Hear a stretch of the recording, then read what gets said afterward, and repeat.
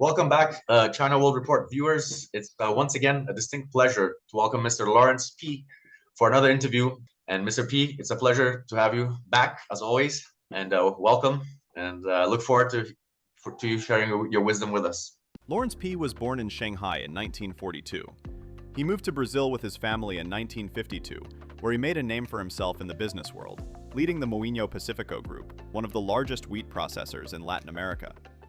He studied philosophy in the United States, specializing in the works of Jean-Paul Sartre. After 50 years in business, he became a renowned expert in geopolitics and macroeconomics, focusing on relations between China and the United States. Thank you, Tilo. Great pleasure to be with you again. So, Mr. Pih, and we've heard many times before from the United States and its NATO allies the idea of intervention as a way to promote democracy and freedom. Do you think that NATO's expansion after the Cold War was defensive or a provocation, something that they really intended to do, or from their end they were thinking they were, basically defending themselves from Russian aggression? It's clear that Russia was the victim of provocation. And recently, the United States administration, Mr. Trump's administration, has emphasized the use of the Monroe Doctrine. And the Monroe Doctrine is extended to all the Western Hemisphere.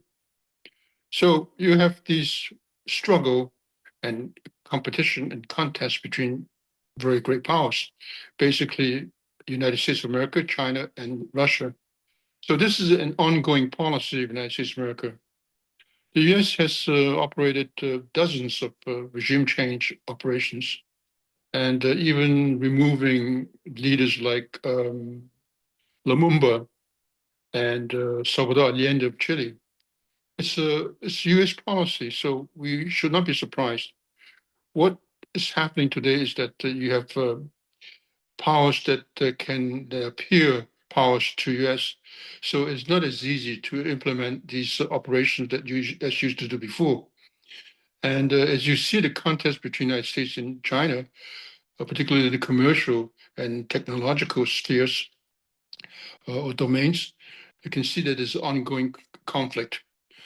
U.S. is very keen on containing China, and China obviously does not want to be contained. And as time goes by, we can see that the decline of the U.S. and the rising of China.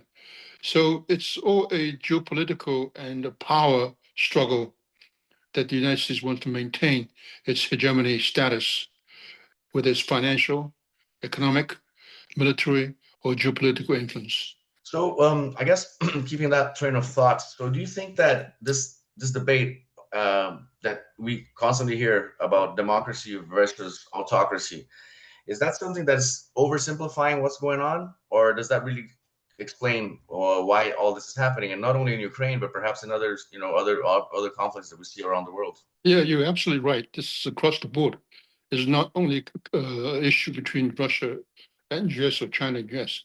It's a global issue that the United States presents itself as the moral leader and the beacon of democracy. If you look carefully at the US electoral system, it's far from democracy.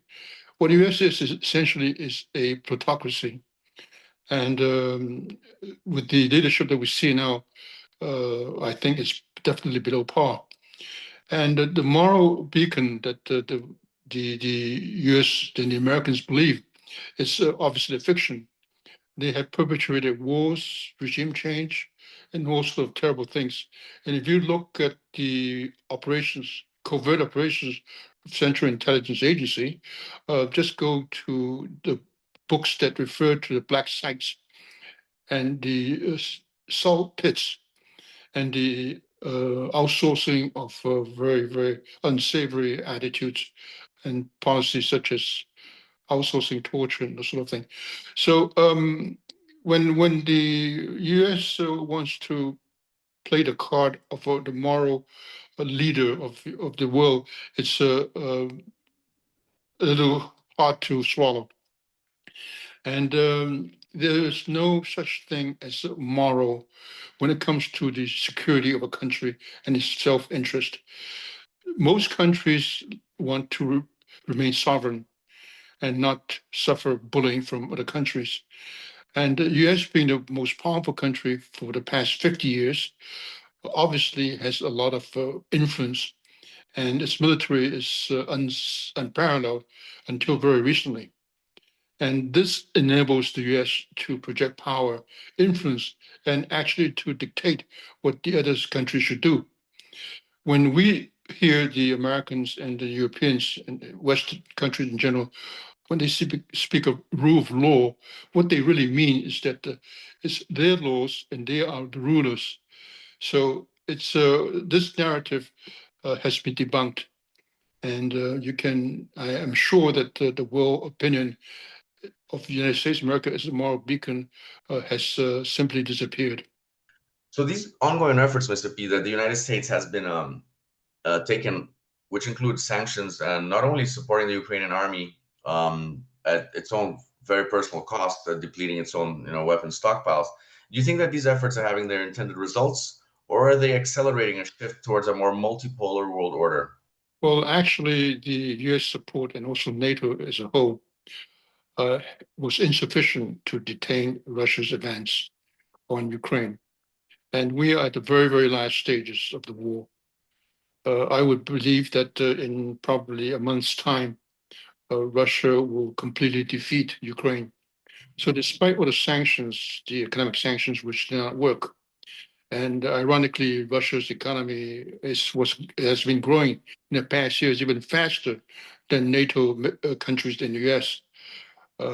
We have to recognize the war economy, of course, but still they managed to evade the sanctions and continue the efforts to war with sufficient funds. So now the NATO countries and also the United States of America is in a quagmire. What do? The Europeans are very, very keen on continuing the war, and they feel that the defeat of Russia is paramount to their security, which does not make much sense because Russia has been the victim of invasion much, and the Western European countries has never been victims of Russian invasion, except for Germany, but that was the Second World War. Uh, Russia never invaded France, UK, Italy. So it's ironic and it's even strange for the Europeans to be so fearful of Russia when they have been the aggressors throughout history. And they should have realized that Russia's its existence depended on Russia winning the war in Ukraine, and they would make every single effort and sacrifice to win the war. And I would go one step further. China cannot and will not let Russia lose the war in Ukraine. So they've been giving economic support and has enabled Russia to continue the war.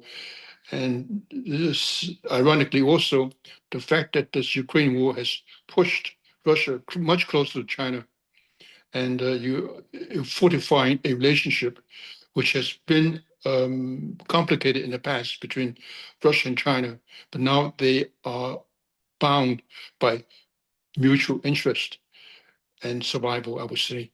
So what the West has done is that they have provoked a war that has destroyed totally Ukraine with millions of refugees that left the country, more than 1 million dead and wounded Ukrainians. The economy totally destroyed. They've lost about 30% of the land. And so this is the result. And so, as I said in the past, NATO will fight the Russians in a proxy war to the last Ukrainian. And the end is near, and Russia will win the war, and Ukraine will have to accept the terms. And if they do not, Ukraine will be totally destroyed. Yeah, I think it's important to note that Russia in the past, as you mentioned before in a previous question, Russia has made diplomatic efforts to become closer to Europeans, such as applying to NATO and to the European Union, and they have been rejected by the Europeans. So I think that's a very important point to remember. And recently, since you mentioned China, sir, Emmanuel Macron called on Xi Jinping to help end the conflict. Do you think that what does this say about China's growing role internationally in geopolitics and as a mediator for conflict resolution? I don't think that China can be a mediator in the Ukraine war. It has been made very clear that China will support Russia. And Macron's appeal to Xi Jinping will have no effect whatsoever.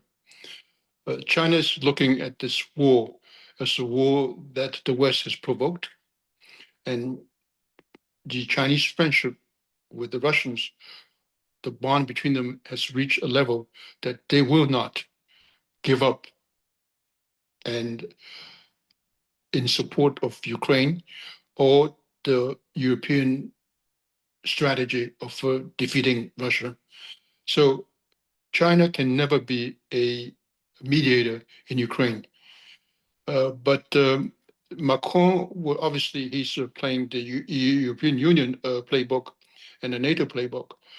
And it's interesting that Donald Trump is also has become aware that it's impossible for the Ukrainians to win the war.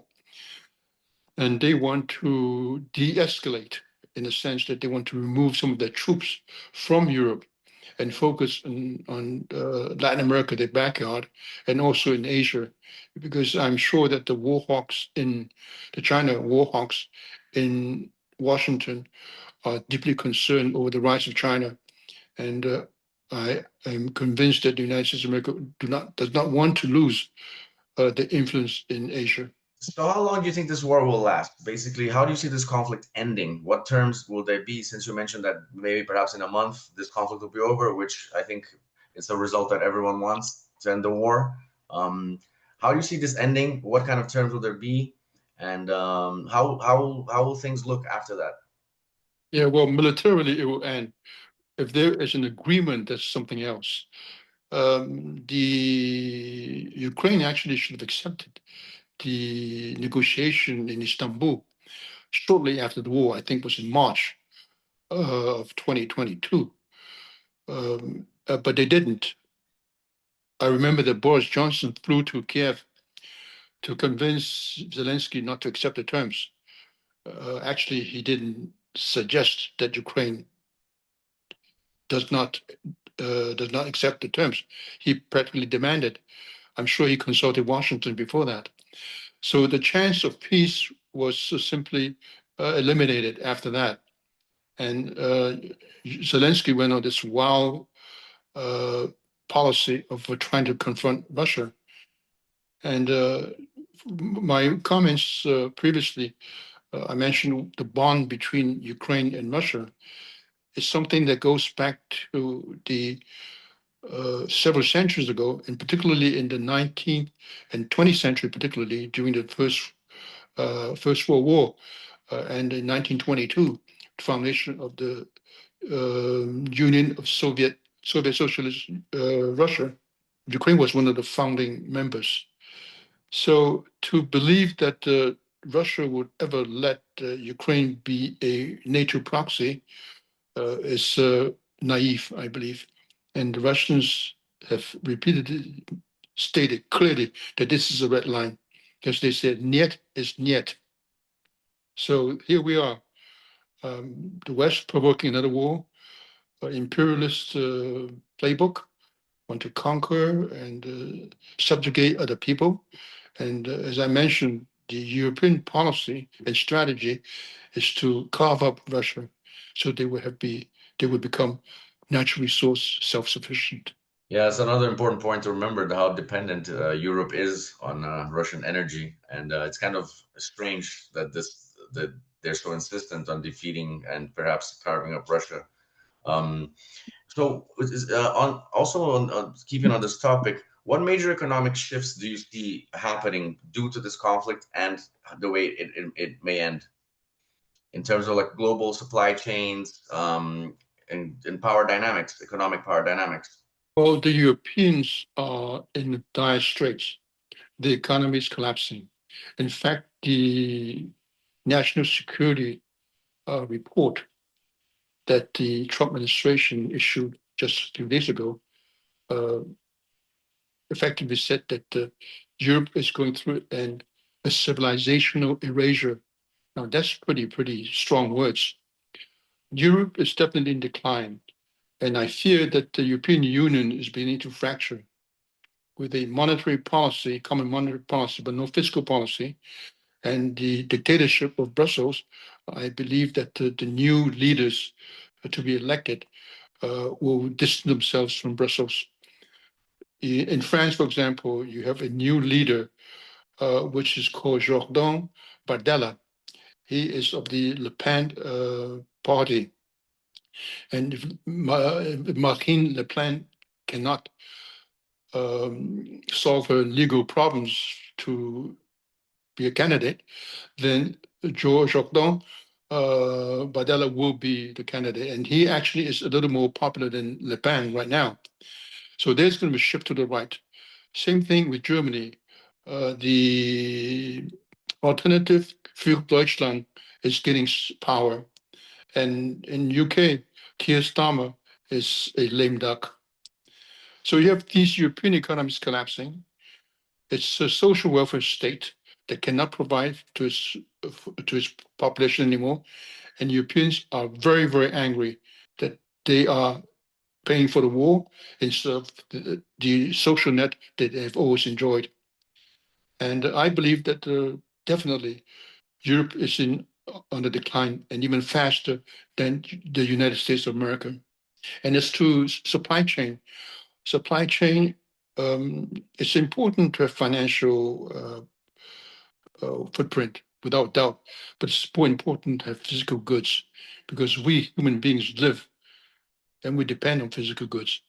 And if you depend on physical goods, and Asia, particularly China, controls the supply chain, then you are, in a way, hostage to this, what I call Asia Inc., or Asia manufacturing structure. And also the critical points such as magnets and rare earth is also choke points, and even medicine. So the strategy of bullying other countries, the effect is beginning to have countermeasures from other countries.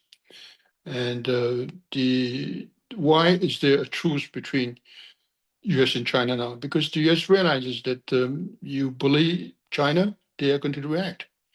And their reaction will cause enormous pain to your economy, not to mention national security.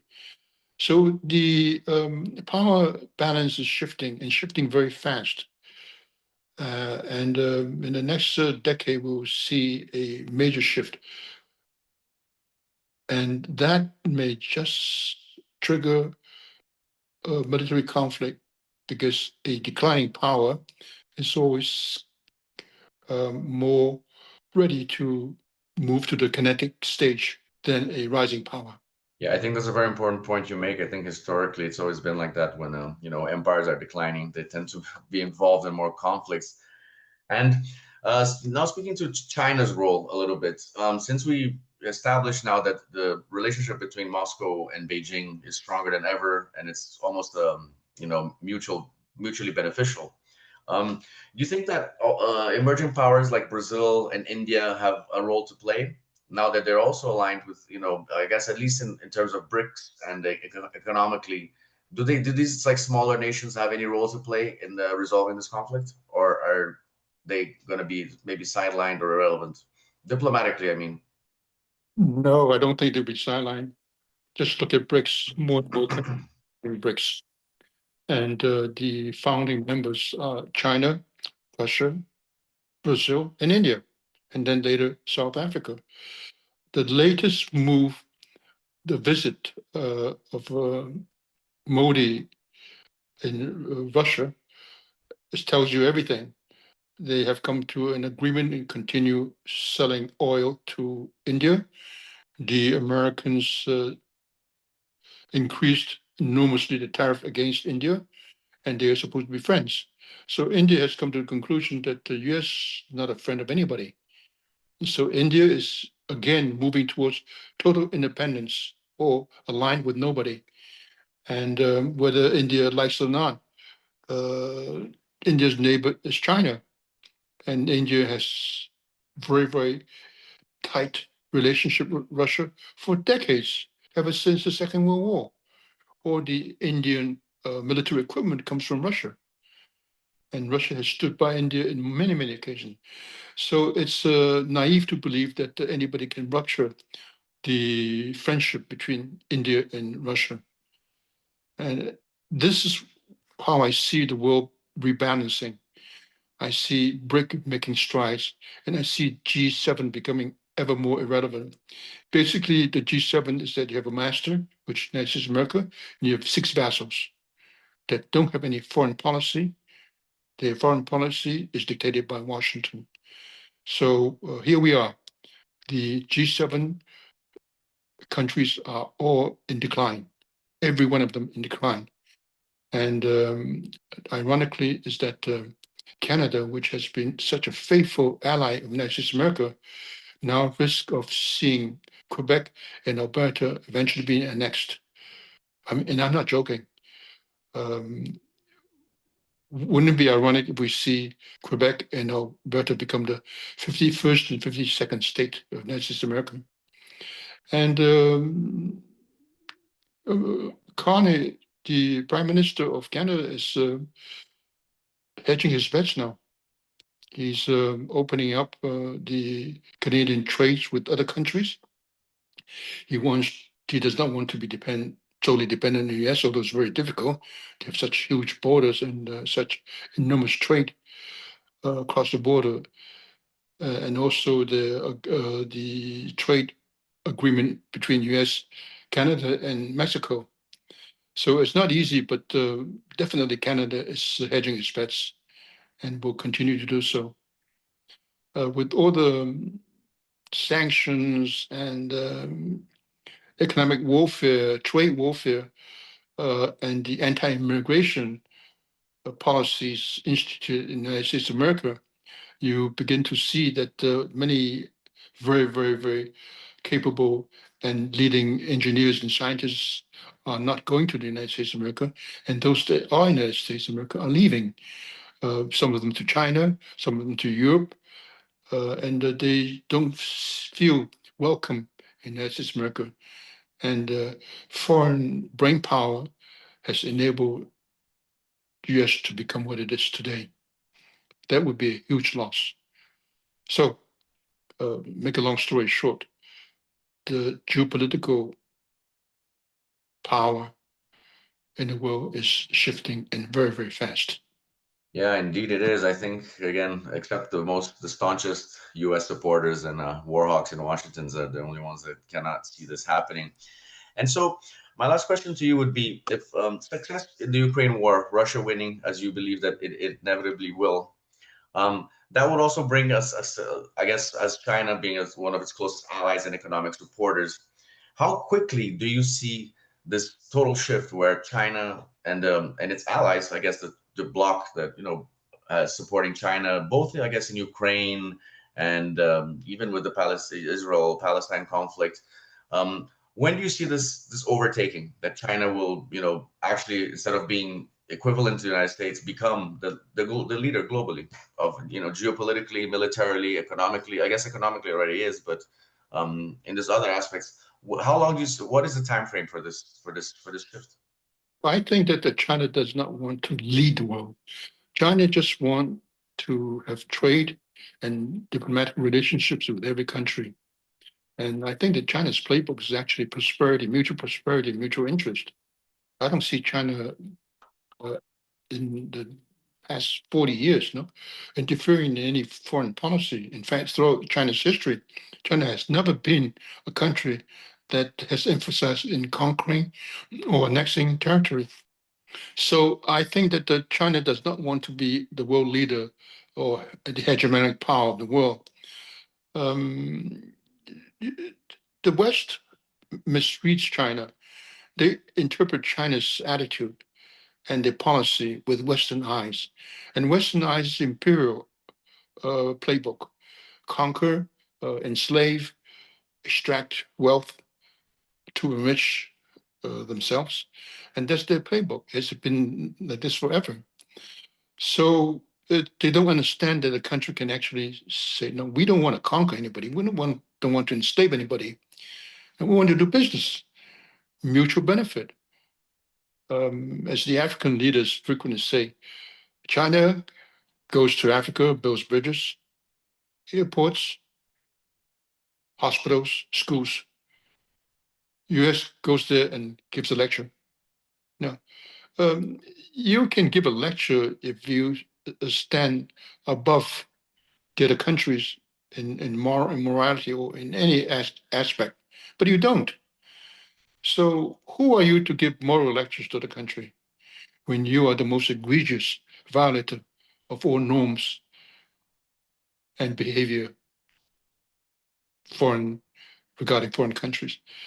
So to your question, I believe that the world will be a multipolar world. India is a country that will progress and will increase its importance in the world. Countries like Brazil, Indonesia, and even Nigeria in Africa will become more important.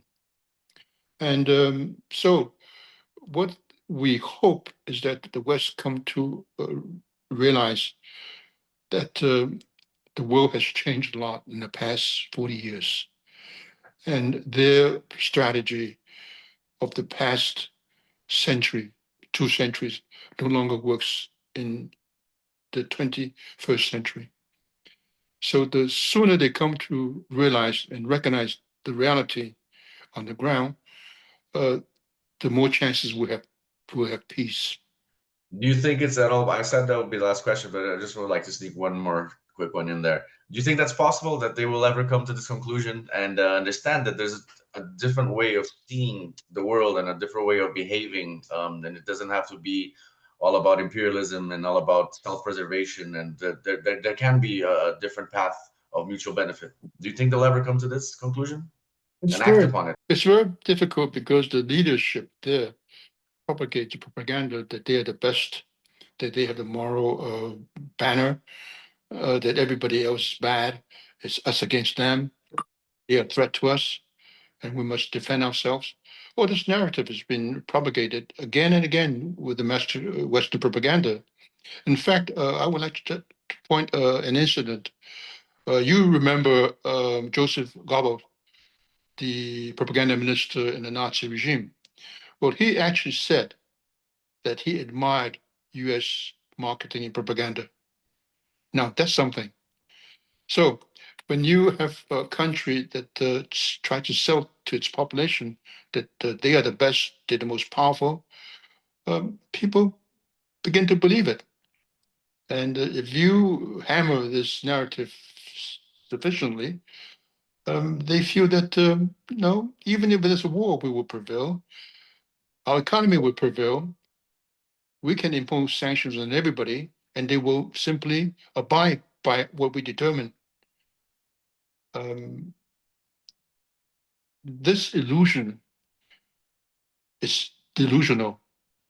So hopefully that the Western population will come to terms with reality that they no longer can call the shots. But they don't have to worry that the rising powers wants to call a shot. The rising powers want prosperity for the world. And one very interesting sector is the climate problem.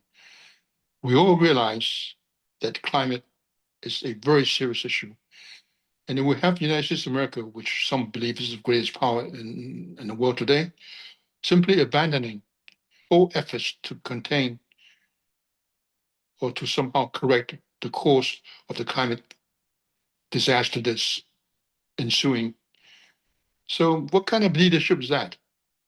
You know? And besides, how can you trust a country that changes policy every 4 years, sometimes even every 2 years? And all these factors, all these facts are being exposed. And with the alternative and independent media, people are beginning to realize that it's not only the narrative that comes or London, Paris, or Berlin, or Tokyo that matters. You know? There's a perception today worldwide that the Western narrative is mostly propaganda. So I think it's on that point, it's important for conversations like the one we're having today, where you can offer such a profound and precise analysis on what's going on, because the mainstream media will not, in the United States for sure, and I guess in most of Europe. So I think on that note, I would like to thank you very much for joining us again, Mr. Pih, and I hope to have you back as soon as possible and talk about, unfortunately, all the troubles we have in the world and how perhaps we can solve them. It's always a pleasure to talk to you, Italo, and Thank hope you. to see you very soon. Thank you, sir. We will. We'll and you have an open invitation to talk to us anytime you'd like. Thank you so much.